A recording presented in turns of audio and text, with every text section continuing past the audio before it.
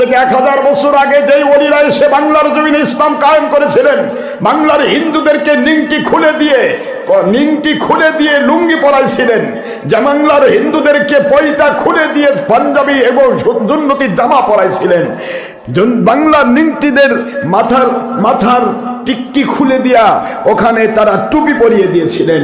সেই আল্লাহর ওলিদের দ্বারা যে ইসলাম এসেছিল, মিলাদ, কিয়াম, হাত্তুনাদা, ছয় বরাত, শবে কদর, ঈদে মিলাদুন নবী সাল্লাল্লাহু আলাইহি ওয়াসাল্লাম, পীরের কাছে বায়াত হওয়া, মাযহাব মানা, যত রকম আমল, 3 রাকাত বেতের, 20 রাকাত তারাবি, মহিলা পুরুষ বেপরদা হবে না, গান বাজনা হবে না, ছবি মূর্তি ভিডিও টিভি হবে না, সবকিছু করেছেন সেই ওলিরা। সেই ওলিদের পথের যে ইসলাম, এটাই আসল।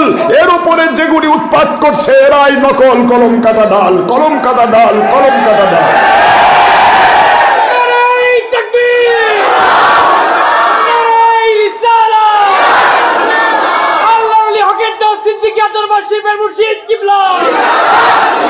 এক ঘন্টা আগের ইসলাম, 1 ঘন্টার আগের দলিল, ওই একই দলিল যদি 1 ঘন্টা পরে হয়ে যায়, বাবা বলুন তো আসল হবে কোনটা? 1 ঘন্টা আগের দলিল 1 ঘন্টা পরের দলিলকে বাতিল করে দেয় জানতো রেজিস্ট্রি অফিসে। সকাল 10টায় রেজিস্ট্রি করে দিয়েছেন, এই জমি আমি লিখে দিলাম, আমি বাবার কোনো ওয়ারিশ কোনোদিন দাবি করিতে পারবে না, করিলে সর্ব আদালতে অগ্রাহ্য হইবে।